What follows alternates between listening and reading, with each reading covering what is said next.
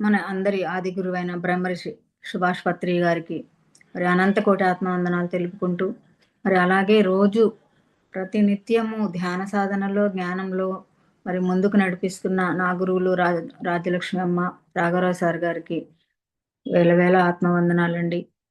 మరి ఈ జూమ్‌లో పాల్గొన్న మీ అందరికీ కూడా ఆత్మవందనాలు, ధ్యాన మిత్రులకి. మరి నాకు ఈ అవకాశం ఇచ్చిన మీకు శతకోటి ఆత్మవందనాలు. మరి నా పేరు నిర్మల, తిరుపతి నుంచి. నాకు ఈ అవకాశం ఇచ్చినందుకు మీకు థ్యాంక్ యూ మేడం. ఈరోజు మరి భ్రాంతి నుంచి కాంతి వైపుకు అనేది ఏంటి అని మరి కొంచెం తెలుసుకుందాము. అంటే ప్రాపంచిక జీవితంలో మరి ఎన్నో భ్రాంతులు ఉంటాయి. వాటిని గురించి మరి మనం కొన్ని తెలుసుకుంటేనే ఆధ్యాత్మికతలో ముందుకు వెళ్ళగలుగుతాం అన్నమాట. లోకంలో ప్రతి మానవుడు కూడా, అంటే పేదవాడు గాని, గొప్పవాడు గాని, చదువుకున్న వాళ్ళు, చదువుకోని వాళ్ళు కూడా, మరి స్త్రీ పురుషులు గాని, మరి చిన్నవాళ్ళు, పెద్దవాళ్ళు, మరి ఇలా ఎంతో మంది ఎవరైనా సరే మరి అనుకుంటాం ఆనందంగా జీవించాలి, అద్భుతంగా జీవించాలి ఈ జీవితాన్ని అని అనుకుంటాము. కానీ దానికోసం ఎన్నో ప్రణాళికలు కూడా యేసుకుంటామనమాట. అంటే ఇలా ఉండాలి, మరి ఇలా ఉంటే ఆనందంగా ఉంటాము, ఇలా ఉంటే అద్భుతంగా ఉంటాము అని ప్రణాళిక కూడా వేసుకుంటాము. అయితే మరి కొందరు మరి ఉద్యోగాలు జేస్తారు, కొందరు వ్యాపారాలు జేస్తారు, మరి రాజకీయాల్లో పదవులు సంపాదించుకుంటూ ఇలా ఎంతోమంది రకరకాలుగా ప్రణాళికలేసుకుంటారు. అంటే నేను సినిమా రంగంలో ఉండాలి అని ఇలా ఒక్కొక్క దానిలో ఒక్కొక్కళ్ళు ఆ ప్రణాళిక తీసుకొనొస్తారు. అంటే యేసుకుంటారు. కానీ ఆనందంగా ఉండాలి దానిలో అనుకుంటారు. కానీ ఉండలేరు. ఎందుకంటే ఆ బాధలు, ఆ దుఃఖము తప్పదనమాట వాళ్ళకి. ఎప్పుడైతే మరి కొంతమంది డబ్బు సంపాదనే మరి ఆనందం అనుకుంటారు. అలా సంపాదిస్తూ, సంపాదిస్తూ కూడా ఎన్నో కూడబెడుతూ ఉంటారు. కానీ వారికి కూడా దుఃఖం తప్పదనమాట. ఆ ఆనందంలో ఉండలేరనమాట. ఆనందం అంటే ఆషామాషా ఏం కాదు. ఆనందం అంటే సంతోషం అది వేరు. అంటే కొంతమంది ఉద్యోగస్తులు ఏమనుకుంటారంటే, ఉద్యోగం వచ్చాక నాకు అన్నీ అందుబాటులో ఉన్నాయి. మరి ఒక్క నిమిషం గూడా ఖాళీ లేదు. మరి నేను బాధపడుతూ, అంటే అలా అని బాధపడుతూ ఉంటారు. ఇప్పుడు సాఫ్ట్‌వేర్ వాళ్ళు చూడండి. ఉదయం నుంచి నైట్ 10, 11 వరకు కూడా కంప్యూటర్‌ల ముందు కూర్చొని చేస్తూనే ఉంటారు పాపం వాళ్ళు. ఇంకా మామూలు వాళ్ళైతే పొద్దునెళ్లి సాయంత్రానికి అలా వస్తూ ఉంటారనమాట. అలా రాజకీయాల్లో గూడా అలా అన్నీ ఇష్టపడే తీసుకున్నారు. కానీ అక్కడ బాధపడుతూ ఉంటారనమాట. అంటే ప్రాపంచికంలో మరి ఆనందం ఉంటుందని దేనికోసమైతే ప్రయత్నించినా గూడా చివరికి అయన్నీ కూడా దుఃఖాన్నే కలుగజేస్తాయన్నమాట. ఆనందం అనేది అవి ఇవ్వవన్నమాట. అంటే అవన్నీ కూడా భ్రాంతిలో ఉంచుతాయి. ఇవి ఉన్నాయి, ఇవి ఉంది అని ఒక భ్రాంతిలో ఉంచుతాయన్నమాట. అంటే శాశ్వతమైన ఆనందం అనేది ఉండదన్నమాట. చాలామంది అంటే పోషణ. శరీరము దృఢంగా ఉండాలి, అందంగా ఉండాలి అని, మరి ఫిట్‌నెస్‌గా ఉండాలి అని, మరి ఆ టైమంతా గూడా వాళ్ళకున్న టైమంతా కూడా ఆ శరీర పోషణకి, దేనికోసమే మరి చేయించుకుంటానికి, మరి ఇప్పుడైతే బ్యూటీ పార్లర్ అని అవని ఇవన్నీ వచ్చాయి. అవి చేయించుకోవటానికే మరి అసలు టైమంతా వేస్ట్ చేసుకుంటూ ఉంటారు. కానీ ఏదో ఒకరోజు ముసలితనం వస్తుంది. అంటే రాకుండా ఉండదు. జుట్టు మెరుస్తుంది. ముసలితనం వచ్చిందంటే మరి అన్నీ గూడా అలా ఆ లోపల ఉన్నయన్నీ కూడా శక్తిని క్షీణింపజేస్తూ ఉంటాయి. క్షీణించిపోతూ ఉంటుంది. మరి పళ్ళు ఊడిపోతాయి. మరి అవయవాలన్నీ కూడా పనిచేయవు. మరి అప్పుడు కూడా మరి ఆనందం అనేది ఉండదు. అంటే ఒక తెల్ల వెంట్రుక వచ్చినా కూడా, ఒక పన్ను ఊడిపోయినా బాధపడిపోతారు. అంటే శరీరము అందంగా, ఆరోగ్యంగా ఉంటే గొప్ప అని అనుకుంటారనమాట. అంటే శరీరం ఫిట్‌నెస్‌గా ఉంది, అందంగా ఉంది అని, గొప్పగా ఉంది అని అనుకుంటారు. కానీ అది కూడా ఒక రకమైన భ్రాంతే అని జెప్తున్నారిక్కడ. అయితే కొంతమంది డబ్బులోనే ఆనందం ఉందనుకుంటారు. అది కూడా ఒక రకమైన భ్రాంతే. మరి పెద్ద ఉద్యోగం చేసి నేను ఒక గెజిటెడ్ ఆఫీసర్‌ని, నేను చాలా పెద్ద సంపాదిస్తున్నాను అంటే అది కూడా ఒక భ్రాంతేననమాట.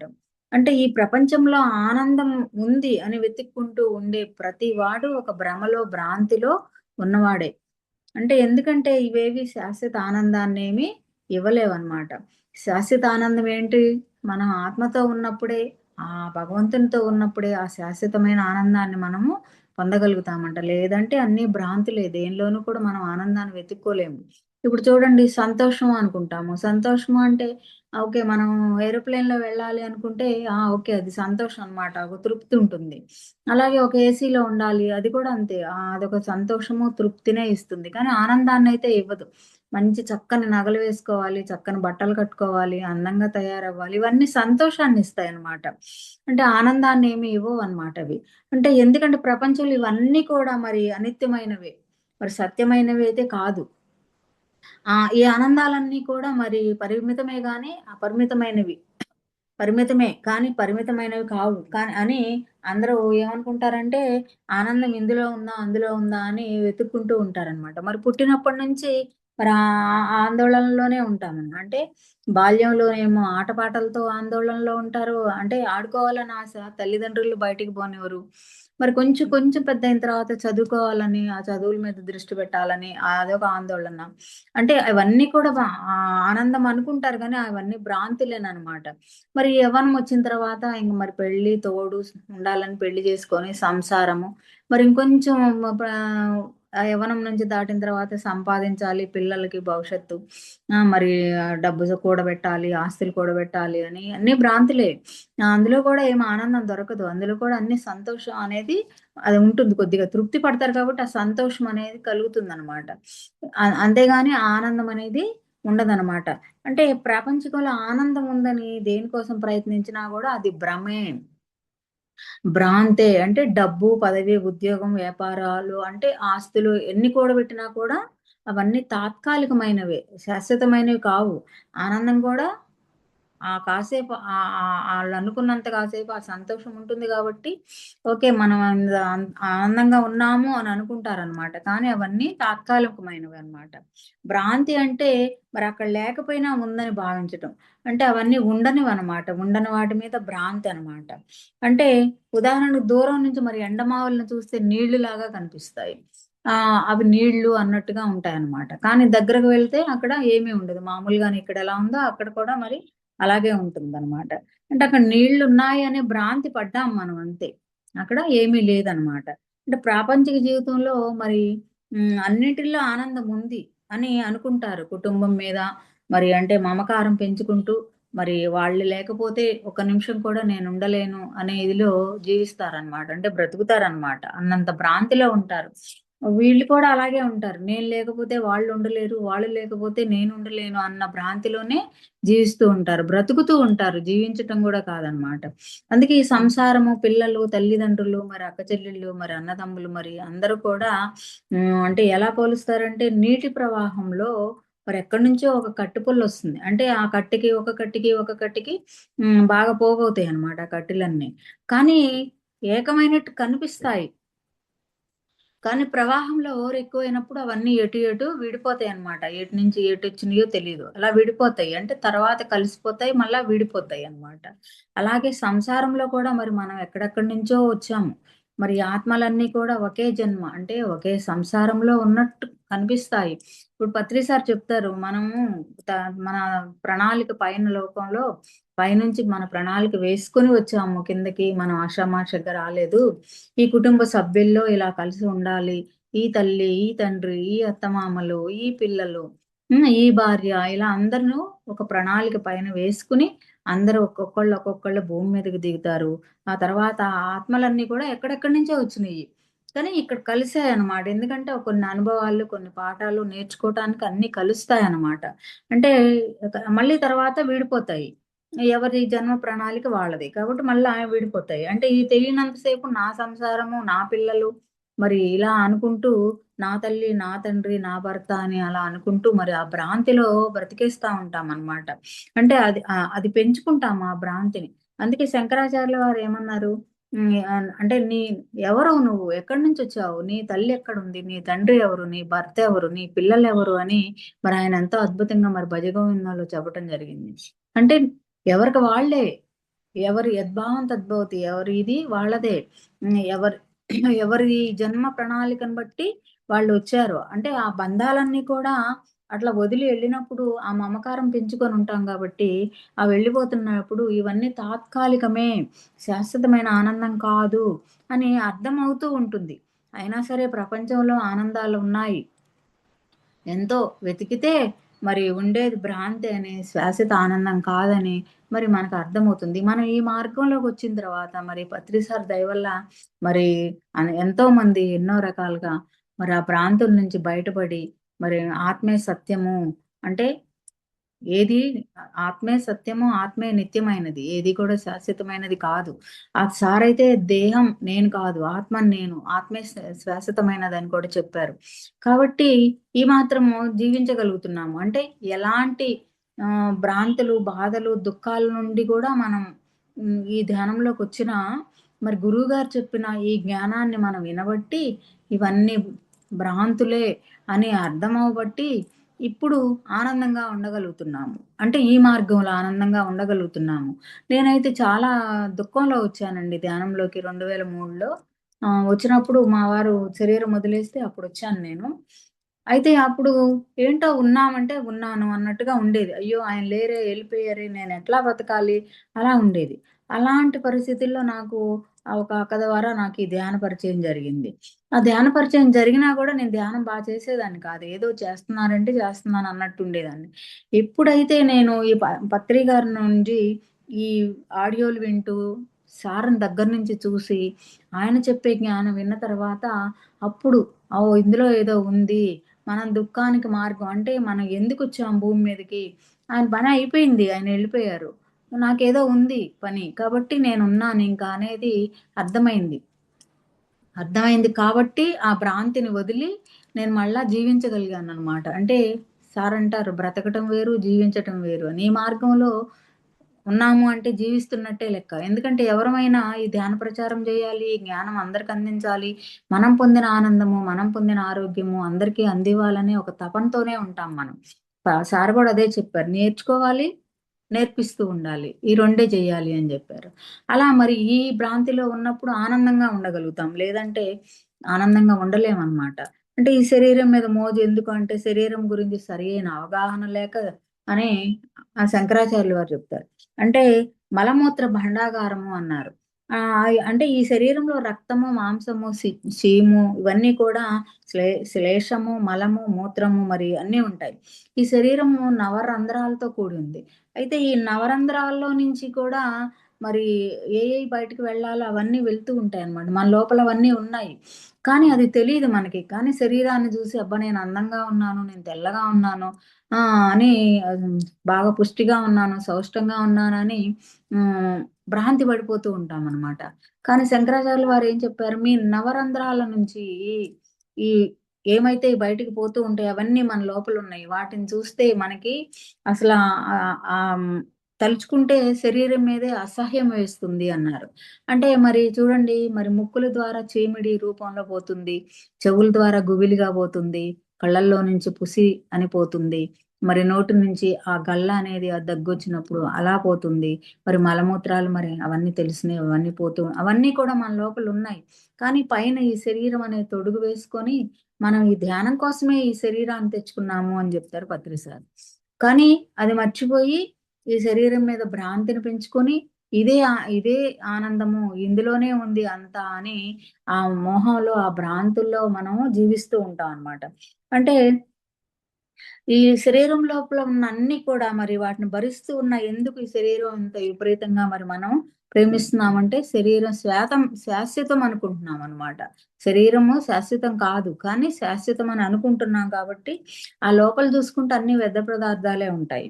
మరి ఈ శరీరం మలమూత్రాలకు అంటే రక్త మాంసాలకు మరి అన్నిటికి భాండాగారం అని మరి శంకరాచార్యులు వారు చెప్పారు. అయితే ఈ శరీరాన్ని ఎందుకు తెచ్చుకున్నాము?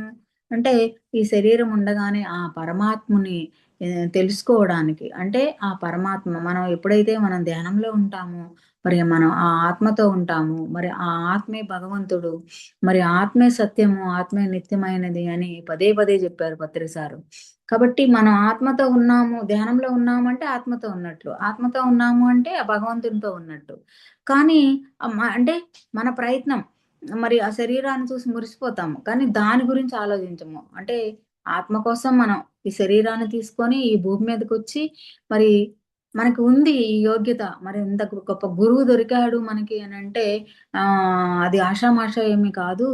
రాజలక్ష్మి అమ్మ చెప్తారు. 7 జన్మలు మీరు తపన పడితేనే ఒక గురువు, ఒక సద్గురువు అనేవాడు మన జీవితంలోకొస్తాడంట. మరి ఆ అజ్ఞానంలో ఉన్నప్పుడు ఆ గురువు పక్కనే ఉన్నా గూడా మరి ఆయన్ని ఈయన గురువు అని మనం చూడలేమంట. ఎవరో మామూలు వ్యక్తే అనుకుంటాము. అంత గొప్ప గురువు మరి మన జీవితంలోకొచ్చారంటే మనం ఎంత పుణ్యం జేసుకున్నాము. మేమైతే అనుకుంటామండి ఇప్పుడు రాఘరావు సార్ వారి దగ్గరికి భీమవరం వెళ్తూ ఉంటాం కాబట్టి మాకు జీవితంలో ముగ్గురు సద్గురువులున్నారు. మరి వారి వల్లే ఈ మాత్రం ఉన్నాము. అంటే నాకు కూడా మాట్లాడాలంటే భయమేసేదనమాట. ఎవరన్నా ఏమనుకుంటారో మాట్లాడితే, నేను తప్పు పలుకుతున్నానా? కరెక్ట్ పలుకుతున్నానా లేదా? అని ఇలా భ్రమలో ఉండేదాన్ని. భ్రాంతిలో ఉండేది. కానీ ఎప్పుడైతే రాఘరా సార్ గారి దగ్గరికి వెళ్ళానో, అది కూడా పత్రి గారి ద్వారానే వెళ్ళటం జరిగిందండి. అంటే నేను రావటం ధ్యానంలోకొచ్చాను, ధ్యానం చేస్తున్నాను, అన్నీ తెలుస్తున్నాయి. ఆ జ్ఞానం అనేది అంటే అంతా తెలుసు. సార్ చెప్పే విషయాల్ని ఆ లోపలికి మనం ఆ జ్ఞానాన్ని ఇచ్చేసే అంత జ్ఞానం లేదు నాకప్పుడు. కాబట్టి పత్రి సార్ ఏదో చెప్తున్నారు, వింటున్నాము అని. కొన్ని మాత్రం బాగా అర్థమవుతూ ఉండేయి. కొన్ని మాత్రం అర్థమయ్యి అర్థం కానట్టుండేయి. నా పరిస్థితి అలా ఉండేది. అయితే నేను అనుకోకుండా కొన్ని ఇబ్బందుల్లో ఇరుక్కున్నాననమాట. అప్పుడేమైందంటే నేను అనుకున్నాను పత్రి సారు నీ ధ్యానంలో కూర్చున్నప్పుడల్లా ప్రతిసారి అనుకునేదాన్ని. సార్ నేను ధ్యానంలోకొచ్చింది నేనిది ఇలా జన్మరాహిత స్థితి పొందాలని అంటే మా మా అమ్మమ్మ వాళ్ళు అందరూ కూడా అండి మా అమ్మమ్మ వాళ్ళ అమ్మ, మా అమ్మ గాని, మా నాన్న, నాయనమ్మలు అందరూ కూడా ఒక గురూపదేశం తీసుకొనున్నారనమాట. అయితే నేను మా అమ్మమ్మ దగ్గర పెరిగాను 3 సంవత్సరాల పిల్లప్పటి నుంచి. అంటే అప్పుడు అమ్మమ్మ ఎక్కువ ఆశ్రమానికని వెళ్తూ ఉండేది. అక్కడ పూజలు, భజనలు అవే ఆటిల్లోనే మునిగిపోయేదనమాట. ఇంటికి పెద్దగా పట్టించుకునేది కాదు ఇంటి గురించి, వాటి గురించి. అయితే మా అమ్మమ్మ వాళ్ళమ్మ తిడతా ఉండేది. "నీకు ఆశ్రమం ఉంటే చాలు ఆడే ఉంటావు. ఇంక పిల్లల్ని పట్టించుకోవు." అట్లా ఇట్లా అని అంటా ఉండేదనమాట. అయితే ఒకరోజు అడిగాను నేను మా అమ్మమ్మని. "అమ్మ ఎందుకు ఇట్లా నా అమ్మ తిడతా ఉంటుంది నిన్ను. మరి నువ్వేమో ఆశ్రమం అని వెళ్తా ఉంటావు. ఇల్లు, వాకిలి, పిల్లలు అనేం పట్టించుకోవు అంటా ఉంటుంది" అనంటే, "ఆ! అంతేలేమ్మా అనుకుంటే అనుకుందిలే గానీ, నేనెళ్ళే మార్గం సత్యమైనది. నేను ఆత్మ మార్గంలో ఉన్నాను.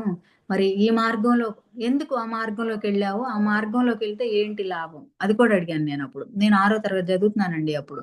నాకది తెలియని కూడా తెలీదు. కానీ అడిగితే మా అమ్మమ్మ ఓపికగా చెప్పిందనమాట. ఏంటంటే, ఆ పరమాత్మను మనం పట్టుకొని ఇలా ఆళ్ళు అప్పుడే ధ్యానం చేసేవాళ్ళనమాట. అంటే వాళ్ళేమనేవాళ్ళంటే మౌనంలో ఉన్నాము అని. అంటే ఆ ఉపదేశం తీసుకున్నారు గదా! అది మననం జేసుకుంటూ ఆ లోపల చదువుకుంటూ కూర్చునేవాళ్ళంట. కాబట్టి ఎవరిని రానిచ్చేవాళ్ళు కాదు. అప్పుడు అనుకునేదాన్ని నేను. నన్నెందుకు ఈళ్ళు లోపలికి రానివ్వరు. నేను కూడా అలా కూర్చోవాలి మౌనంగా అని అనుకునేదాన్ని. మరి బహుశా ఆ తపన వల్లే నాకు మరి ఆ సద్గురు మన పత్రి గారు దొరికారేమో అండి. అప్పుడు అమ్మమ్మ అంది. "ఈ ఇది పట్టుకుంటే జన్మరాహిత్య స్థితి పొందుతావు. లేదంటే పునరభిమననం, పునరభిజననం. మళ్ళీ పుడుతూ, మళ్ళీ చస్తూ మరి ఇలా ఉంటాము" అని విడమర్చి చెప్పిందనమాట. ఆమె ఆ పట్టుదల గురించి, ఆ పరమాత్ముడి మీద పట్టుదల పరమాత్ముడు అనుకోమని చెప్పిందనమాట. వట్టి ఆశలన్నీ వట్టి భ్రమలే. కానీ అందువని అయన్నీ చెప్పేదనమాట నాకు. ఎంతో శ్రద్ధగా వినేదాన్ని ఓపికగా. అంటే నాకు మరి నా జ అంటే గత జన్మ పుణ్యమో ఏమో తెలీదు. అలా వినేదాన్ని. ఆ తర్వాత ఇంకా పెద్దయిపోయి, పెళ్లయిపోయి ఇంక ఇవన్నీ అయిపోయిన తర్వాత అసలది మర్చిపోయాను నేను. అంటే మర్చిపోవటం అంటే జన్మరాహిత స్థితి పొందాలి అనేది మాత్రం తపనుంది. ఎలా పొందాలి? ఏ గురువుని పట్టుకోవాలి? ఎవరు సరైన గురువు? మరి అమ్మమ్మేమో అక్కడ ఉపదేశం జేస్తారు. "నువ్వు పలానప్పుడు రా" అలా అని చెప్పేదనమాట. నేను అత్తగారింటికెళ్ళిన తర్వాత ఆ టైంలో ఎళ్ళడానికి కుదిరేది గాదు.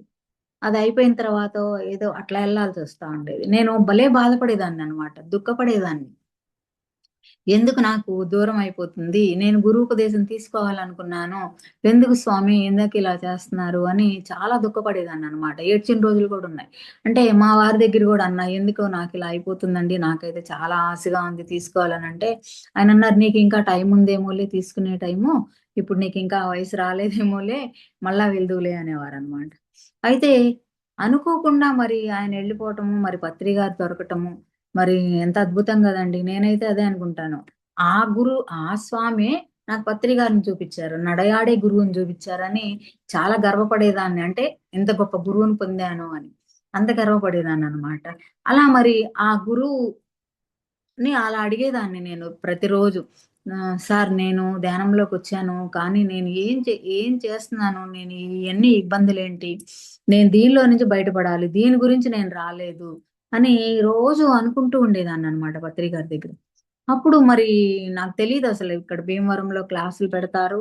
మరి ఇట్లా రాఘరావు సార్ అమ్మ ఉన్నారని కానీ మళ్ళీ ధ్యాన జగత్ తీసుకునేదాన్ని. అప్పుడు ధ్యానాంధ్ర ప్రదేశ్ అని వచ్చేది కదా! అప్పుడు తీసుకునేదాన్ని. కానీ నాకు అందులో ఉన్నది కూడా నాకు మరి నా కళ్ళ పడినా కూడా నాకు అది తెలీదు. అంటే అంత అజ్ఞానంలో ఆ కళ్ళకి ఆ మాయ కమ్మినప్పుడు అది కనపడదేమో. ఆ గురువు కూడా పక్కనే ఉన్నా కనపడరేమో. ఆ గురువు అని గుర్తించలేమనమాట. అలా ఉంది. కానీ అనుకోకుండా అప్పుడు మరి 2015లో ఇలా నేను అనుకోవటము ధ్యాన మహాయజ్ఞానికొచ్చి అప్పట్లో మొదలుపెట్టిన దగ్గర నుంచి అన్ని రోజులు ఉండేదండి వచ్చి కడతాల్లో. అప్పుడు నాకు హ్మ్. సారే ఆ మార్గాన్ని చూపిచ్చారు అని నాకు బాగా అర్థమైంది. ఎందుకంటే, ఆ కొన్ని కొన్ని అనుభవాలు, కొన్ని కొన్ని ఆ సన్నివేశాలు అవి అలా చూపిచ్చి, "నువ్వు ఈ మార్గంలోకి వెళ్ళు." అంటే గురువులు మార్గాన్ని చూపిస్తారు అంతే. మనం ఆ మార్గంలో ఎలా ఎళ్ళాలి, ఎలా మనం ఆ గురువుని పొందాలి, ఆ గురువు దగ్గర ఎలా ఉండాలి అనేది మనమే తీసుకోవాలి నిర్ణయం అనేది అప్పుడు అర్థమైందనమాట. అంటే అక్కడ రాఘరావు సార్ దగ్గరికెళ్ళంగానే సారేమన్నారంటే ముందే మాట్లాడిస్తారు సార్ వాళ్ళప్పుడు. ఇప్పుడంటే క్లాసులయిపోయినాక మాట్లాడిస్తున్నారు. అప్పుడేమన్నారంటే, "ఇక్కడ ఆరోగ్యం కోసము, లాభాల కోసము, సమస్యల కోసము, మరి ఆర్థిక ఇబ్బందుల కోసం కాదిక్కడ. ఇక్కడ ఆత్మ జ్ఞానమే బోధిస్తాము. ఆత్మ జ్ఞాన శిక్షణా శిబిరం అని పేరే ఉంది" అని జెప్పారండి. అప్పుడు ఓహో! అందుకే పత్రికారు ఇక్కడికి పంపారు నన్ను అని నేనెంతో ఆనందపడినాననమాట. అప్పుడు అక్కడి నుంచి ఇంక మాట్లాడటం, సార్ మాట్లాడేయటం అంటే భయం అనేది ఉండేది నాకు మాట్లాడాలంటే ఒక భయం ఉండేదనమాట. ఆ గురువుల ముందు, పెద్దల ముందు మాట్లాడితే ఏమనుకుంటారో ఏంటో అని. అయితే ఎంత మార్పొచ్చిందంటే నాలో ఈ భీమవరం వెళ్ళిన తర్వాత, మీ ముందు ఈరోజు మీరు పొద్దున్నే సడెన్‌గా చెప్పినా కూడా క్లాస్ చెప్తారా మేడం అనంగానే చెప్తాను అనే ఆ ధైర్యమొచ్చిందనమాట. అంటే నేను అలా తీర్చిదిద్దుతున్నారు నా గురువులు అనేది అర్థమైంది. సారేం జెప్తారంటే, "భయం పోవాలమ్మా, భయం ఉండకూడదు. భయం కూడా ఒక చెడు లక్షణమే. ఆ మనసులో ఉన్న మలినాలు, ఆ చెడు లక్షణాలు అన్నీ ఆలోచనలు గానీ, మన చూపు గానీ ఇవన్నీ కూడా ఆ చెడు ఇవి ఉంటేనే వస్తాయంట. కాబట్టి ఆ భయాన్ని పోగొట్టుకోవాలి అంటే కొన్ని కొన్ని చేయాలి." ఇప్పుడు సార్ చెప్తూ ఉంటారు పత్రి సారు. ఎవరన్నా వచ్చి నేను ఈ సమస్యలున్నయి, నేను ఈ బాధతో వచ్చాను అంటే, మీరు ఈ సేవ చేయండి, ఈ పత్రాలు పంచండి, ఈ ధ్యానం చెప్పండి అని ఇలా చెప్తారు గదా! అలా సార్ కూడా మరి అంటే కొన్ని సేవలు చేస్తే ఈ భయాలనేవి పోతాయి అని సార్ చెప్పడం జరిగిందనమాట. అలా ఆ భయం అనేది పోయిందనమాట. అంటే అసలు ఈ శరీరాన్ని పరమాత్మ దర్శనం పొందటం కోసమే మరి మనం ఉపయోగించుకోవాలి అని అర్థమవుతుందంట. ఎప్పుడు ఆ భ్రాంతి ఆస్తిపాస్తుల గురించి భ్రాంతి పడనప్పుడు అయన్నీ వదిలినప్పుడనమాట.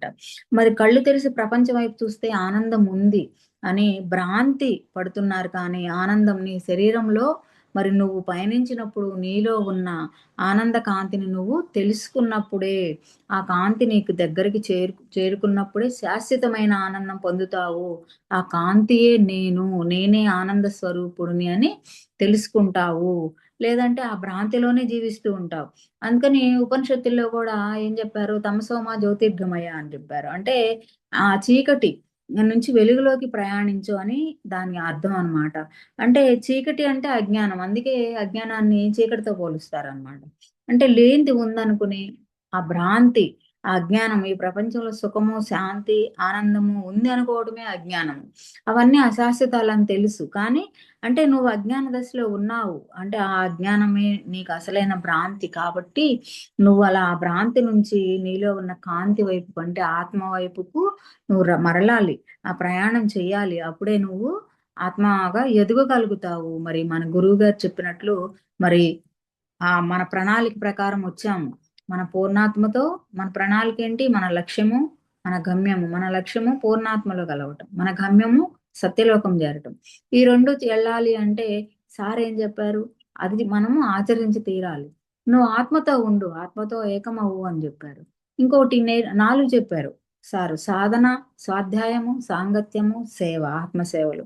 ఈ 4 చేయమన్నారు. అప్పుడు నువ్వు అనుకున్నది సాధించగలుగుతావు. అంటే నిష్కామంగా చెయ్యి. నిష్కామంగా. అంటే నిస్వార్థంగా చెయ్యొద్దు. నిష్కామంగా చెయ్యి అనన్నారు. అప్పుడే నువ్వు ఆ స్థితికి వెళ్ళగలుగుతావు. లేదంటే నీ ఇష్టము అని జెప్పాడు సారు. గురువైన ఇప్పుడు భగవద్గీతలో శ్రీకృష్ణ భగవానుడు కూడా అర్జునుడికి ఏం జెప్పాడు? "నువ్వు చెయ్యి యుద్ధం. నేను చెప్పేది చెప్పాను. నువ్వు యుద్ధం జేస్తావా? లేదు. యుద్ధం జేస్తే వీరుడిగా నువ్వు స్వర్గానికి పోతావు మరణించినా కూడా. లేదు నువ్వు యుద్ధం చెయ్యవు, నా వాళ్ళు, నేను, నా తాతలు, నా అన్నలు అని నువ్వు భ్రాంతి పడి నువ్వు అలా ఉంటావా? నీ క్షత్రియంలో నువ్వు చచ్చిపోయినట్టు లెక్కే అని చెప్తాడు. అంతే కదా! నువ్వు భయంతో, ఆ భీతితో ఉంటే నువ్వు చచ్చిపోయినట్టు లెక్కే, ఆ భ్రాంతిలో ఉంటే అని జెప్తాడు. అప్పుడు అర్జునుడు మరి ఆ భగవద్గీత అంతా విన్న తర్వాత ఏం చెయ్యాలి? నువ్వు అది చెయ్యి అన్నాడు గాబట్టి, ఆ భగవద్గీత అంతా విన్న తర్వాత ఏం చెయ్యాలో నిర్ణయించుకొని యుద్ధం జేసి మరి ఆ ధర్మాన్ని నుంచి వీళ్ళది ధర్మం గాబట్టి, కౌరవులది అధర్మం గాబట్టి మరి జయించగలిగారు. జయం పొందారు అని మరి అలాగే మనం ఆహ్, ఆత్మ యొక్క కాంతి ఎలా ఉంటుంది అంటే, మరి కోటి సూర్యుల కాంతి కూడా సరిపోదంట. ఎంత అద్భుతంగా పోల్చారనమాట. ఎవరైతే మరి ఆ కోటి సూర్యుల ఆ వెలుగుని దర్శించగలుగుతారో, వారి ప్రపంచంలో మరి ఆ భ్రాంతి నుంచి బయటపడి, ఆ లోపల ఉన్న కాంతి గురించి మరి తెలుసుకొని, అటువైపు ప్రయాణం చేయగలుగుతామనమాట. అందుకే తమసోమ జ్యోతిర్గమయ అన్నారు. మరంటే చీకటి నుండి నీలో ఉన్న జ్యోతిని చూడు, నువ్వు దర్శించగలిగితేనే అప్పుడు ఆ శాశ్వతమైన ఆనందాన్ని పొందుతావు అన్నారు. ఆత్మదర్శనం అంటే ఆషామాషా ఏం కాదు. ఆత్మదర్శనం పొందటం అంటే తమాషా గూడా కాదు. ఆత్మదర్శనము అంటే అంక నీకింక ఆత్మదర్శనం అయితే ఇంక నీకింకేం లేదక్కడ. నువ్వు మోక్షం పొందినట్టే అన్నారు. అటువంటి కాంతి స్వరూపాన్ని చేరుకోవాలంటే యోగులు కొన్ని మరి మనకి కొన్ని చెప్పారనమాట. సాధకునికి పెద్ద అడ్డేంటంటే మనసే. అంటే మనసు ప్రపంచం వైపు ఉంటే దుఃఖము. కానీ లోపల ఉన్న మరి ఆత్మజ్యోతి వైపుకు మనసు ఉంటే నీకంతా ఆనందమే అని జెప్పి ఇక్కడ చెప్పడం జరిగింది. అందుకే ప్రపంచం వైపు తిరిగిన మనస్సుని అంటే ఆ శత్రువుతో పోల్చారు. ఆత్మ వైపుకు తిరిగిన ఆత్మ వైపుకు తిరిగిన దీన్ని ఆ మనసుని మిత్రుడు అని మరి చెప్పడం జరిగింది. అంటే నీకు ఆనందం కావాలి అంటే మరి అనే ఆ తపన వచ్చిన రోజున ఏ సద్గురువు వచ్చో బయట వెతికితే లాభం లేదు. అంటే ఆనందం నీలోనే ఉంది అని చెప్తాడనమాట. అంటే భ్రమను వదిలి బ్రహ్మంగా అవ్వమని చెప్తాడనమాట. ఉండు అని చెప్తాడు.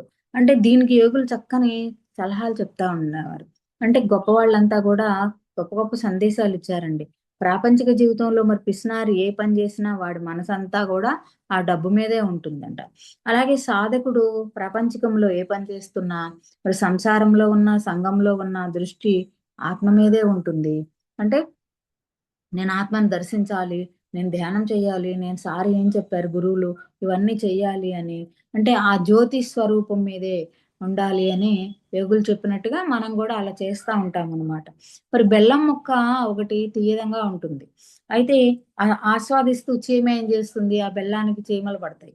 ఆస్వాదిస్తూ ఏం జేస్తుందంటే, ఆ తల తెగి ఆ బెల్లాన్ని అంటుకుంటుంది. మొండెం కింద పడిపోయినా గూడా ఆ ముక్కను పట్టుకొని వదలదనమాట. అంటే చీమలు బెల్లానికి పట్టినప్పుడు దులుపుతాం కదా!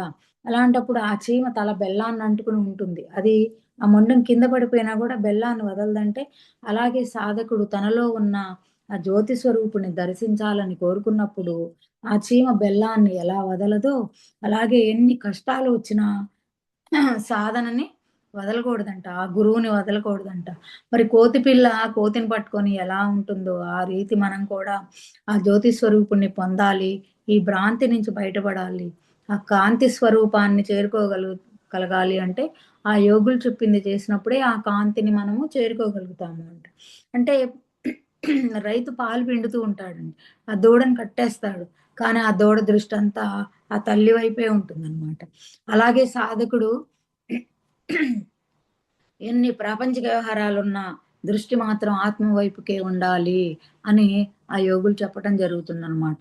అంటే ఆ శ్వాస మీద ఆ ఖాళీ దొరికినప్పుడల్లా ఆ శ్వాస మీద ధ్యాస ఉంచి, ఆ సరైన ధ్యానం చేసినప్పుడు మెల్లమెల్లగా మనసు ఆ ప్రపంచం వైపు నుండి ఆత్మ వైపుకి రావటం మొదలవుతుంది అని మరి యోగులు చెప్పారు. ఎందుకంటే వాళ్ళంతా పాటించారు గాబట్టి. మరి అదే సముద్రం నీరు ఆవిరై మేఘంగా అంటే సముద్రంలో నీరు ఉప్పుగా ఉంటాయి. ఒక కప్పు టీ పెట్టుకోవడానికి కూడా అవి పనికిరావన్నమాట.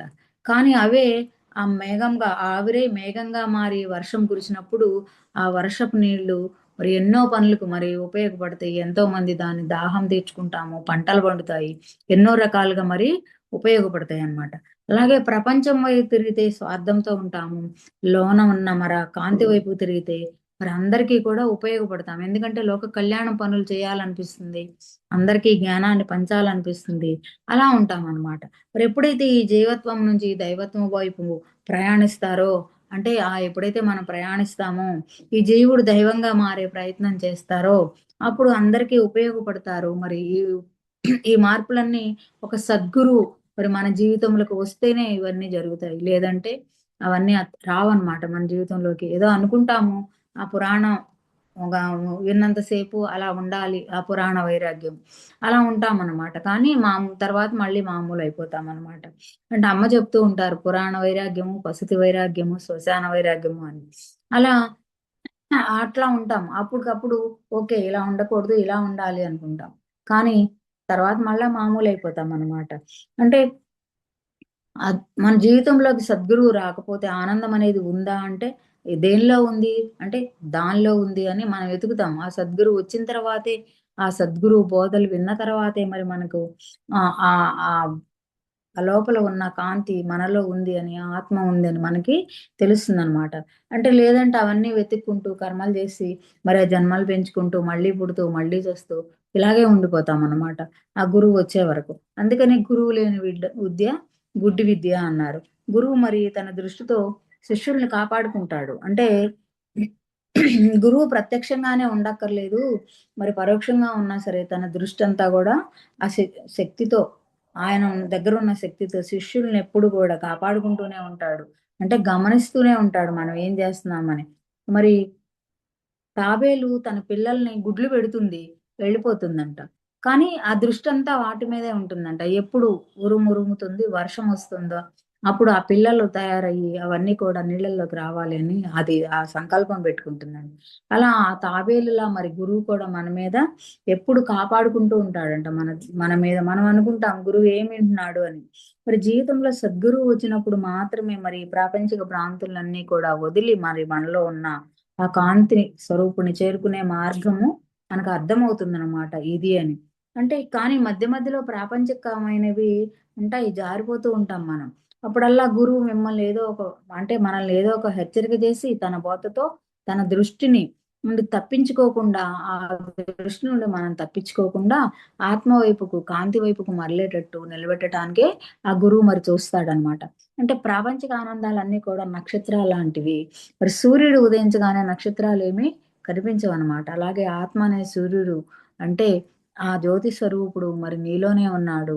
నీ శరీరంలోకి వెళ్ళినప్పుడు ఈ మిణుకు మిణుకుమనే తాత్కాలిక ఆనందాలు కాదు.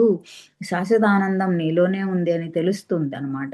మరి ఆ కాంతి వైపుకు నువ్వు పయనించు. అదే ఆత్మ, అదే పరమాత్మ, అదే పరబ్రహ్మ. ఏ పేరుతో పిలుచుకున్నా ఉన్నది ఒక్కటే. మరి నువ్వు వెళ్ళే దారిలో ముళ్ళుంటాయి, రాళ్ళుంటాయి అవన్నీ ఉంటాయి. కానీ గురువులు ఆ ముళ్ళు, రాళ్ళు ఏరరంట. మనల్ని ఆ చెప్పులేసుకొని అంటే ఆ చెప్పులేసుకొని అందులో ప్రయాణించు అంటారు. అలాగే మరి మనకి ఆ చెప్పులు అనే ఆనాపానసతి పత్రి గారు ఆ ముళ్ళబాట నుంచి నువ్వు బాగా నడుస్తావు. ఆ ఆనాపానసతి అనేది చేస్తే అంటే ఆ చెప్పులుని ఆనాపానసతి అనే చెప్పుల్ని వేసుకొని నువ్వు ఆ ముళ్ళల్లో నడిచినా గూడా నీకేమి చెయ్యవు అని మరి మీ జీవితంలో ఎన్నో సంఘటనలు జరుగుతూ ఉంటాయి. ఒక్కొక్కసారి చెడ్డవారు, మంచివారు కూడా మరి మనకి ఎదురవుతూ ఉంటారనమాట. అలాంటప్పుడు అనుకోకుండా ప్రమాదాల్లో పడిపోతూ ఉంటామంట.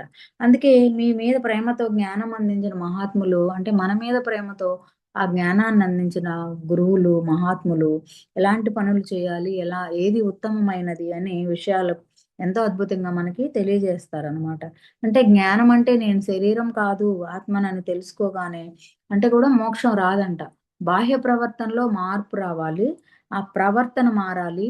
మనం అంటే ఎప్పటికప్పుడు మనం గమనించుకోవాలి మంచేది, చెడేదని. మరి బుద్ధుడు గాని, మరి పత్రి గారు గాని, శ్రీకృష్ణుడు భగవానుడు కానీ ఎన్నో విషయాలు మరి మనకిలాంటివి ఎన్నో బోధించారు. బుద్ధుడు బోధించినవి పత్రి గారు గాని బోధించారు. అదే భగవద్గీతలో శ్రీకృష్ణ భగవానుడు బోధించాడు. అలా బాహ్య ప్రవర్తన గమనించుకుంటూ మరి మనం సరి అయినదే మనం ఆచరించాలి. ఏది మంచిది, ఏది ఉత్తమమైనది, ఎలాంటి నిర్ణయాలు తీసుకోవాలి, ఎలా ఉండాలో తెలుసుకుంటే మరి అవన్నీ మనము ఆచరించగలుగుతామనమాట. అంటే బుద్ధుడు కొన్ని విషయాలు దీని గురించి చెప్పారండి. ఒక 10 పాయింట్లు చెప్పారు బుద్ధుడు. అంటే అన్నిటికంటే మంచి సమయం ఏది అని చెప్పాడు. అంటే అది వర్తమానము అన్నారు. మరి రెండవది అన్నిటికంటే మంచి పని అంటే ప్రకృతి మన ముందు పెట్టిన పెట్టిన ఆ పని చేయడమే మంచిదంట. మరి మూడవది అన్నిటికంటే గొప్ప జన్మ ఏంటి అంటే మానవ జన్మ అని అన్నారు. అంటే నాలుగవది అన్నిటికంటే మంచి మార్గం ఏంటి అంటే యోగ మార్గము అన్నారు. మరి 5 అన్నిటికంటే గొప్ప పుణ్యకర్మ ఏంటి అనంటే ముక్తి కర్మ. ఇప్పుడు మనం ఇందాక చెప్పుకున్నాం ఈ ఆత్మకర్మలు, ముక్తి కర్మలే మనం చెయ్యాలి అని. మరి అందరికంటే ఆరోది అందరికంటే మంచివాడు ఎవరు అంటే యోగి. మరి ఏడోది అందరికంటే గొప్పవాడు నీ ముందు ప్రత్యక్షమైన వాడే గొప్పవాడు. 8 అన్నిటికంటే గొప్ప విద్య ఏది అంటే బ్రహ్మ విద్య. అంటే మనం చేస్తున్నది ఆ బ్రహ్మ విద్యే. అంటే 9 మరి అన్నిటికంటే గొప్ప దానం ఏంటంటే జ్ఞానదానం చేయటమే.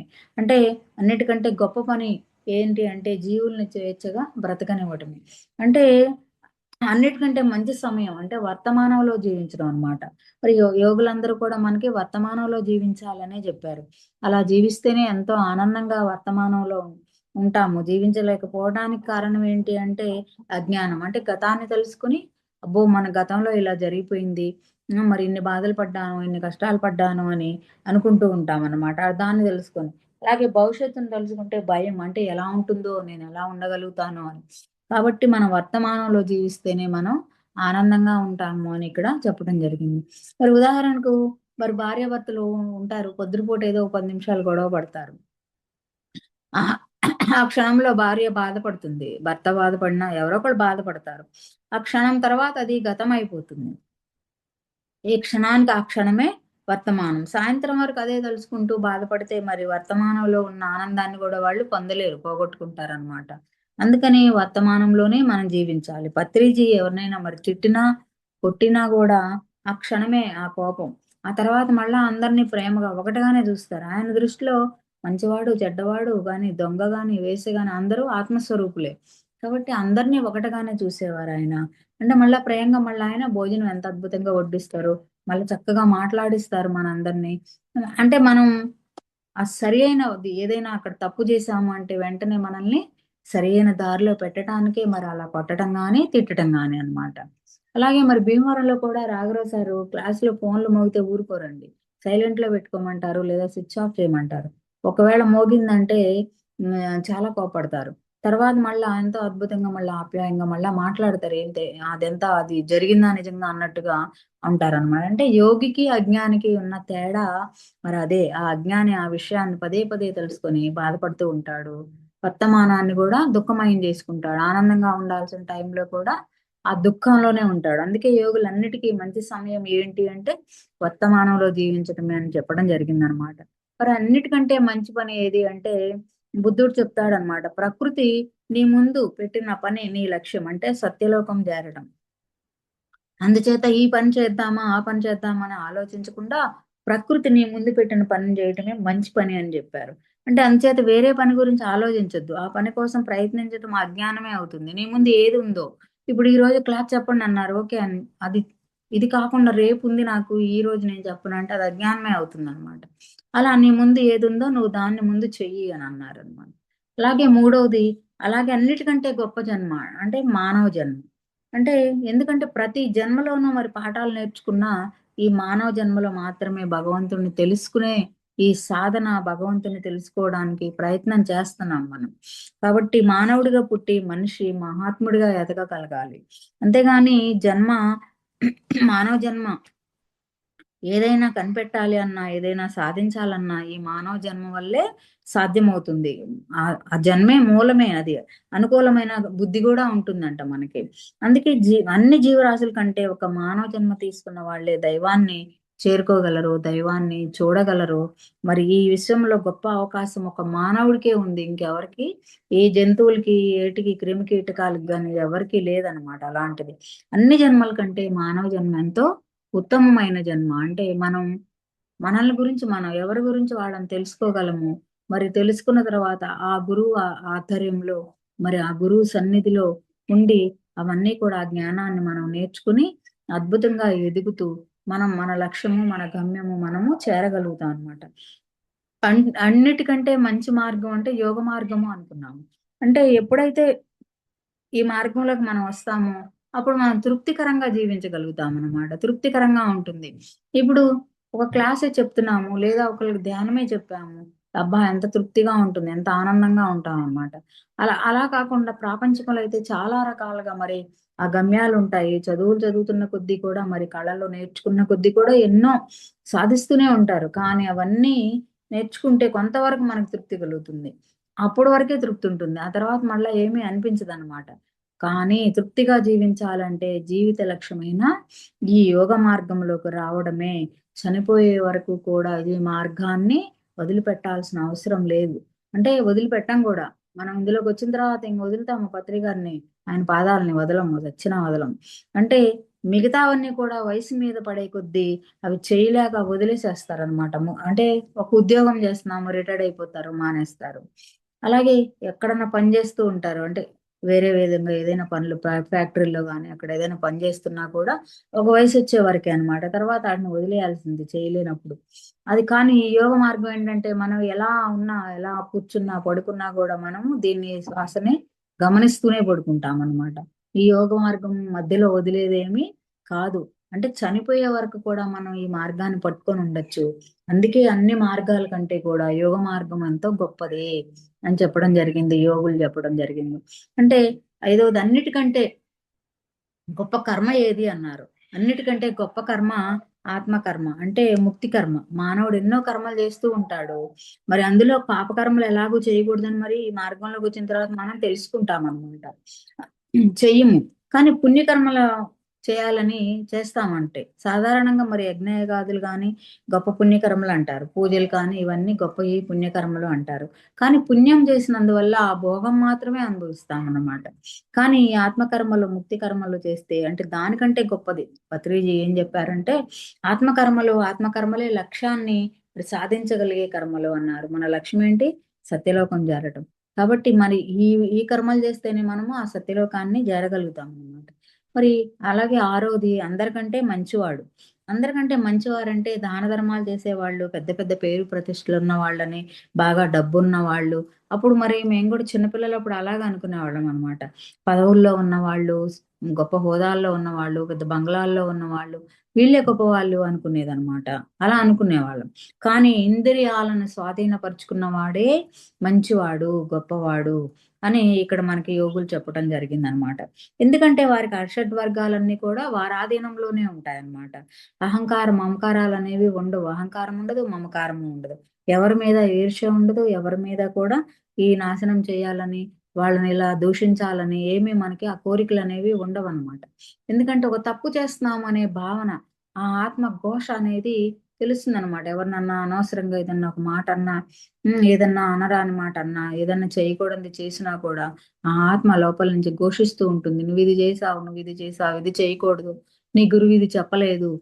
అని అది మనల్ని తొలుస్తూ ఉంటుందనమాట. తెలిసి సరియైన సాధన చేస్తూ, సరియైన మార్గంలో మనం ఈ జ్ఞానాన్ని వింటూ ఇలా ఉన్నాము అంటే, అలాంటివేమీ చేయమండి.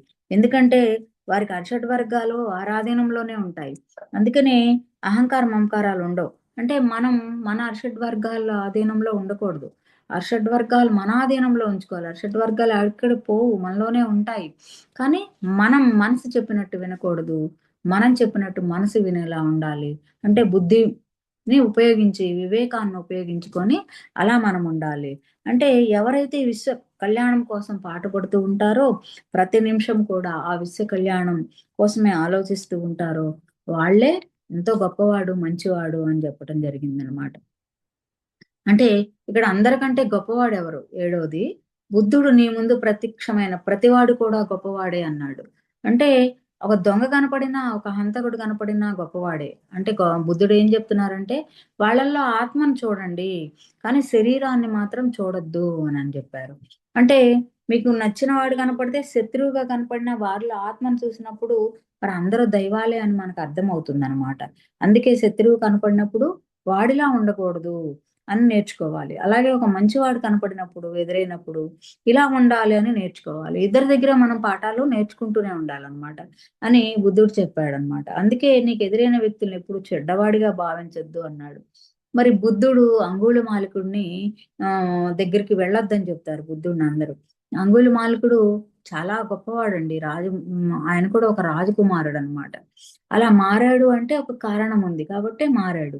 కానీ ఆయన్ని అంగుళమాలికుడంటే అందరిని చంపి మరి అడవిలో వెళ్ళే వాళ్ళని, వచ్చే వాళ్ళని దోసుకొని ఆ అంగుళికులన్నీ 1000 అంగుళికల్ని మాలగా వేసుకొని ఆ గురువు ఆదేశిస్తాడనమాట ఆయన గురువు.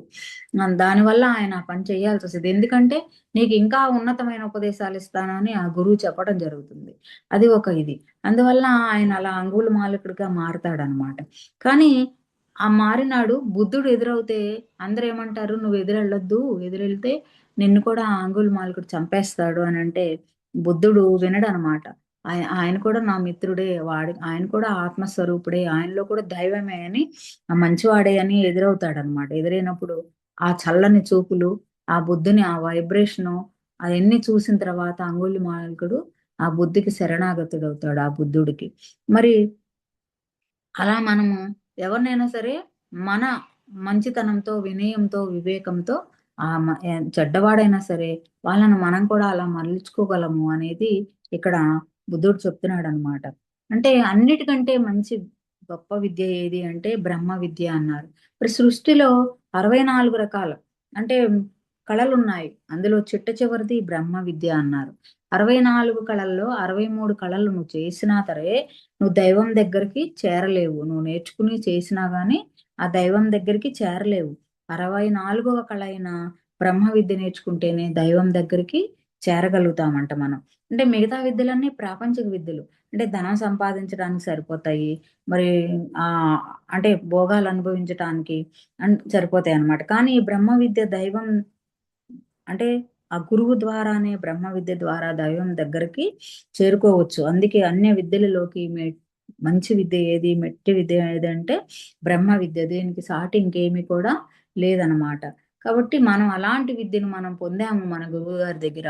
అంత గొప్ప గురువుని పొందాము. మనం ఎన్ని జన్మలు పుణ్యం చేసుకుంటేనో మరి మనకు ఆ గురువు దొరికారు. అంటే ధ్యానం అంటే భగవంతుడి మీద దృష్టి పెట్టడం. అంటే ఆత్మ మీద దృష్టి పెట్టడమే. మరి ఆత్మని తెలుసుకుంటే గాని బ్రహ్మాండం తెలియదు అన్నారు. మరి ఆత్మజ్ఞానం అంటే ఆత్మ గురించి తెలుసుకోవడమే గదా! ఆ బ్రహ్మజ్ఞానం అంటే ఈ బ్రహ్మాండం గురించి తెలుసుకోవడమే. ఇటువంటి బ్రహ్మ విద్యని ఎవరైతే నేర్చుకుంటారో వాళ్ళెప్పుడూ దేనికి కూడా బాధపడరంట. ఎవరిని ద్వేషించరంట. అంటే అరిషడ్ వర్గాలు వాళ్ళ ఆధీనంలో ఉంటాయి కాబట్టి అందరిని ఒకే రకంగా చూస్తాడు. మరి చూడండి ఈ శంకరాచార్యులు వారు వారి శిష్యులతో మరి గంగా నదిలో స్నానం చేసి ఆ బయటకు వచ్చి ఆ కాశీ నగరంలో వెళ్తూ ఉంటే మరి ఒక చండాలుడు ఎదురైనప్పుడు ఆ శిష్యవర్గం ఏమంటారు, మా గురుగారు వస్తున్నారు తప్పుకో తప్పుకో అంటారు. అలాగే ఈ శంకరాచార్యుల వారు కూడా తప్పుకో తప్పుకో చండాలుడా అంటాడు. అంటే అప్పుడు ఆ చండాలుడు ఏమడుగుతాడు, నాలో ఉన్న ఆత్మని చండాలుడు అంటున్నావా? ఈ దేహం చూసి చండాలుడు అంటున్నావా? ఎవరిని తప్పుకోమంటావు అని అడిగితే, అప్పుడు శంకరాచార్యుల వారికి దిమ్మ తిరిగిపోయి, అబ్బో! వచ్చింది ఎవరో కాదు, సామాన్యమైన వ్యక్తి కాదు. ఎవరో గొప్ప మహానుభావుడు అని, నువ్వెవరు మహానుభావ? నువ్వు చాలా గొప్ప వ్యక్తివి అని ఆయన క్షమాపణ అడిగినప్పుడు మరి ఆ శివుడు ప్రత్యక్షంగా ఆయన చూపిస్తాడనమాట. అలా మరి మనం అందరం కూడా అందరిని ఎవరిని ద్వేషించకుండా మన అరిషడ్ వర్గాల్ని మన ఆధీనంలో ఉంచుకున్నప్పుడు మనం ఒక యోగిగా ఎదగగలుగుతాము. అంటే భగవంతుని చేర్చే బ్రహ్మ విద్య నేర్చుకోవడం మానేసి ఈ లోకంలో మరి ఎంతోమంది అవన్నీ చేయకుండా డిగ్రీలు ఉంటే లాభం, మరి ఇవి మనకి చచ్చే వరకు పనిచేస్తాయి అంటే చచ్చే వరకు పేరు తెస్తాయి. కానీ మనకంటే గొప్పవాడు డబ్బున్నవాడు కనపడినా గూడా మనకంటే డిగ్రీలు ఉన్నవాళ్ళు కనపడినా కూడా మనల్ని మర్చిపోతామనమాట. ఆళ్ళు మర్చిపోతారు, మనం మర్చిపోతాం. కానీ ఒక బ్రహ్మజ్ఞాని అంటే తరాలు మారినా, యుగాలు మారినా కూడా ఎవరు మర్చిపోరు వాళ్ళని. చూడండి మరి ఒక వశిష్ఠుల వారిని గాని, ఒక వాల్మీకిని గాని, మరి సప్తఋషులను కానీ, మరి శ్రీకృష్ణుడిని గాని మరి మనం మర్చిపోతున్నామా? అలాగే ఇప్పుడు మన పత్రి గారిని మర్చిపోతున్నామా మనము? ప్రతి దానికి పత్రి గారని ఆయన చెప్పిందే వేదం, ఆయన చెప్పింది ఇది. మరి ఆయన చెప్పినట్టు మనం ఉండాలి అని ఆళ్ళందరినీ మనం గొప్ప గొప్ప వాళ్ళని మనం తలుచుకుంటూనే ఉన్నాము. వాళ్ళని ఎప్పటికి చెప్పుకుంటూనే ఉంటారనమాట. ఇంకా ముందు తరాల తర్వాత కూడా చెప్పుకుంటూనే ఉంటారు. వాళ్ళ బ్రహ్మ ఋషులు, బ్రహ్మ జ్ఞానులు కాబట్టి ఈనాటికి ఎన్ని యుగాలైనా కూడా మరి మనం వాళ్ళని తలుచుకుంటూనే ఉన్నాం గొప్ప గొప్ప వాళ్ళని. ఎప్పుడు వాళ్ళు మన హృదయాల్లో బ్రతికే ఉంటారు. సజీవంగానే ఉంటారు. ఎప్పుడు చనిపోరనమాట. అంటే అన్నిటికంటే గొప్ప విద్య అంత గొప్పదనమాట. ఈ విద్యనే మనము అభ్యసిస్తున్నాం గాబట్టి, మనం మన ప్రణాళిక ప్రకారం వచ్చి, మనం అలా ఎలా ఉండాలి? ఎలా నడుచుకోవాలనేది మనము ప్రతి క్షణము కూడా మనము ఆలోచిస్తూ అంటారు ఆధ్యాత్మిక విద్య మంగలి కత్తి మీద సాము లాంటిది అనంటారు. అంటే అంత పొదునుగా ఉంటుందంట. దాని మీద నడక చాలా భయం అంటే ఇబ్బంది నడవలేమంట దాని మీద. అంత కష్టభరితంగా ఉంటుందంట. అలాంటి దానిలో మనం ఉన్నాం. పత్రి సార్ గూడా అంటారు, ధ్యానం చేయటం సులభము. కానీ ధ్యానం చేయడము అంటే ముసళ్ళో ఉన్న కొలంలో దిగటం లాంటిది అని జెప్పన్నారనమాట. అంటే చూడండి ఎంత ఇదిగా వర్ణించారు కదా! మరి అన్నిటి తొమ్మిదవది అన్నిటికంటే గొప్ప దానం ఏది అంటే అన్నదానమా? వస్త్రదానమా? వస్తుదానమా? అంటే మరి అన్నదానం జేస్తే కొంచెం సేపటికి ఆకలేస్తుంది. ఒక 2, 3 గంటలకు మళ్ళా ఆకలేస్తుంది. పోనీ 5 గంటల కన్నా ఆకలేస్తుంది అన్నదానం జేసినయి. మరి వస్తువులేదన్నా జేసినా కొన్నాళ్ళే ఉంటాయి. మరి అలాగే వస్త్రదానం జేసినా గూడా అవి కూడా కొన్ని రోజులకి, కొన్ని నెలలకి చినిగిపోతాయన్నమాట. అవి కూడా ఏం శాశ్వతంగా ఉండవన్నమాట. కానీ ఆ జ్ఞానదానం అనేది మరి చేస్తే ఈ లోకంలో సుఖపడటమే కాదు, మళ్ళా మన జన్మకు కూడా మనకి అది ఉపయోగపడుతుంది. మన ఆత్మ అభివృద్ధికి, మన ఆత్మతోనే అది ఉంటుందంట. మరి ఆ దానము, జ్ఞానం దీనికంటే గొప్పది ప్రపంచంలో ఇంకేమీ లేదు అని యజ్ఞయాగాదులు, డబ్బు, సంపదలు ఉంటే చేస్తాము. కానీ జ్ఞానదానం కంటే గొప్ప దానం ఇంకేమీ లేదు. కాబట్టి జ్ఞానదానమే చెయ్యాలి. అందుకే మరి పత్రి గారు ఊరూరు తిరిగి మరి మనందరికీ జ్ఞానదానం జేసి, ఆ మహానుభావుడు మన హృదయాల్లో చిరస్థాయిగా మరి నిలిచిపోయారు అనంటే ఎంత గొప్ప ధ్యానం, ఎంత గొప్ప జ్ఞానాన్ని మనకందించారు సారు. మరి పత్రి గారేమంటే ఏదైతే నువ్వు నేర్చుకుంటావో, ఏదైతే నువ్వు తెలుసుకున్నావో, ఆ విషయాల వల్ల మీరు ఆనందం పొందుతున్నారో, మరి అలా అంటి ఆనందం అందరికీ పంచండి. అందరూ అలా ఉండాలి. నువ్వొక్కడివే ఆనందంగా ఉండి, ఆ పక్కాడు, ఈ పక్కాడు, ఎదురింటోడు ఏడుస్తూ ఉంటే ఏమి ప్రయోజనం లేదు గదా! అని చెప్పేవారనమాట. అలా అందరూ ఆనందంగా ఉండాలి. అందరూ ఆరోగ్యంగా ఉండాలి అని చెప్పేవారనమాట. ధ్యానం చేయించటము అంటే జ్ఞానం చెప్పడము వల్ల వాడు భయంలో నుంచి నిర్భయంలోకొస్తాడు. దేనికి కుంగిపోడు. దుఃఖం నుంచి బయటపడతాడు. మరి అలా బయటపడినప్పుడు ఆనందంగా ఉంటాడు. లేకపోతే నేనెందుకు పుట్టానో, ఎందుకు చస్తున్నానో, ఏం చేయాలో అయోమయ స్థితిలో ఉండి ఏది పాపమో, ఏది పుణ్యమో తెలియని స్థితిలో ఉండి ఎంతో అంటే ఆ తెలియని స్థితిలో తప్పులు, పాపాలు జేస్తాడు. మరి ఆ దుఃఖము, బాధ అనుభవిస్తూ అలా నరకయాతన పడుతూ ఉంటాడనమాట. కాబట్టి మనం అవన్నీ తెలుసుకున్నాము ఒక గురువు దగ్గర. అందుకని మనం నేర్చుకున్నది అందరికి 10 మందికి చెప్పమని జెప్పారు. నువ్వు నేర్చుకున్నది నువ్వు నేర్చుకుంటే చెప్పు. మరి నేర్చుకుంటే చెప్పు అని చెప్పేవారు పత్రి గారు. నువ్వు ధ్యానం చేయటం నేర్చుకున్నావా? ఓకే. కూర్చో శ్వాస మీద ధ్యాస పెట్టబోయ్, ధ్యానం చేయబోయ్ అని చెప్పు అని చెప్పేవారు. అంటే ఎప్పుడు కూడా మీరు శిష్యులుగా ఉండొద్దు. అందరూ కూడా మాస్టర్‌లుగా, గురువులుగా ఎదగాలి అని పత్రి సారు పదే పదే చెప్పేవారనమాట మనకి.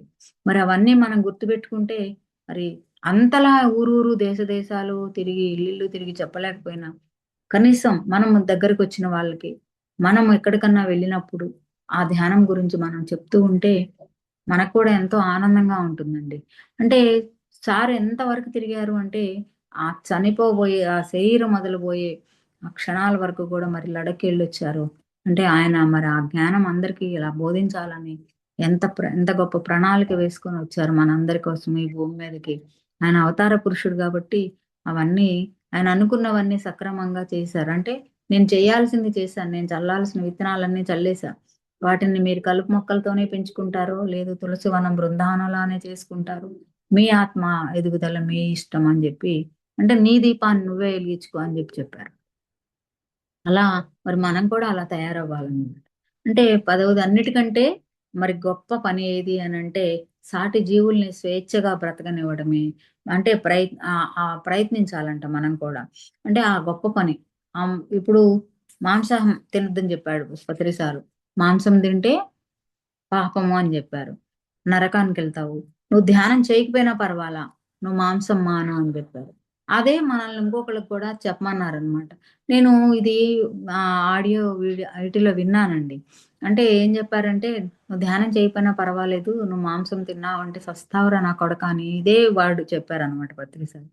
నేను అదే ఎక్కడికెళ్ళినా సరే అదే జెప్తాను. అంటే అది ఏమన్నా తిట్టుకోని నన్ను. అదే జెప్తాననమాట. సార్ ఇలా చెప్పారు. "నువ్వు ధ్యానం చేయకపోయినా పర్లేదు. నువ్వు మాంసం మాత్రం తినొద్దు. నీవు తినటం మానేస్తే కొన్ని వేల జీవులు బ్రతికిపోతాయి.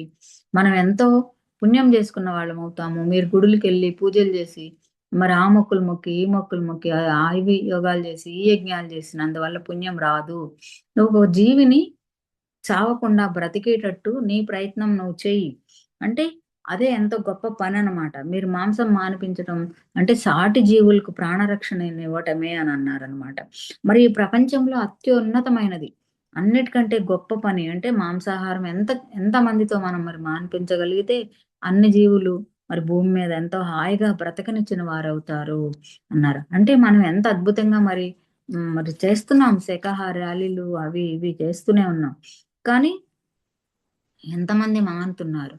వాళ్ళకి ఆ చెప్పే విధానంలో చక్కగా ఆ బుక్కో, పాంప్లెటో చేతికిచ్చి, ఇది సైన్స్ పరంగా ఇది, ఆధ్యాత్మిక పరంగా ఇది అని అవన్నీ మనం ఎప్పుడైతే మనం చెప్పగలుగుతామో, అప్పుడే మరి ఆహ్, వినేవాళ్ళు కూడా వినగలుగుతారనమాట. అలా విన్నప్పుడే మరి భూమి మీద అన్ని జీవులు కూడా సార్ అన్నారు, "నా ఒకే ఒక కల అన్ని ఈ జీవులు కూడా ఈ భూమి మీద బ్రతికే ఉండాలి. అంటే ఎవరు చంపకూడదు. ఆటి అంతట అవి జీవం. అంటే ఇచ్ఛామరణం పొందొచ్చు. కానీ ఎవరు చంపకూడదు అన్నారు. అందుకనే మాంసం తినే వాళ్ళని ఒక మాట అనేవారు. ఏంటంటే, "చచ్చిపోయిందా? నువ్వు దాన్ని తిను. నువ్వు చంపి తినొద్దు" అని పదే పదే చెప్పేవారనమాట పత్రి గారు. అంటే ఎంత పెద్ద పీట వేశారంటే మన గురువు ఎవరు కూడా ఏ ఆధ్యాత్మిక గురువులు కూడా ఈ విషయాన్ని బోధించేవారు కాదు. మీరు శాకాహారులుగా ఉండండి, మాంసం తినొద్దండి అని ఇలా ఎవరు చెప్పేవారు కాదు. ఒక పత్రి గారే మరి మనకి చెప్పడం జరిగింది. నువ్వు అది తిన్నందువల్ల నీకు నష్టమేంటి? నీ తరతరాలకి కూడా ఏంటి నష్టం అనేది మరి సార్ చెప్పటం జరిగింది. కాబట్టి మరి ఆయన బాటలో మనం నడవాలి అంటే, ఆయన చెప్పిన సూక్తులన్నీ మనం వింటూ, ఆటిని అర్థం చేసుకొని ఆచరించినప్పుడే మరి ఆ గురువు ఆనందపడతాడు. ఆ గురువుతో మనము ఉండగలుగుతాము. అంటే మనలో ఉన్న గురువే. ఆయన ఉన్నారు మనతోనే భౌతికంగా లేకపోయినా మనలోనే ఉన్నారు అందరిలో. కాబట్టే ఇంకా ఇప్పుడు ఎంతో ఉధృతంగా అన్ని రకాలుగా గూడా ఎన్నో సేవా కార్యక్రమాలు జరుగుతూ ఉన్నాయి. అందరూ చేస్తూ ఉన్నారు మరి. కాబట్టి మనం ఆ పత్రికారి ఆశయానికి అనుగుణంగా నడుద్దాము అని నేను నేర్చుకున్న ఈ జ్ఞానంలో అర్థమైందండి నాకు. మరి నాకింతటి అవకాశం ఇచ్చిన మీ అందరికీ కూడా గురువులకి ఆత్మవందనాలు తెలుపుకుంటున్నానండి. Thank you madam. Thank you. Thank you madam.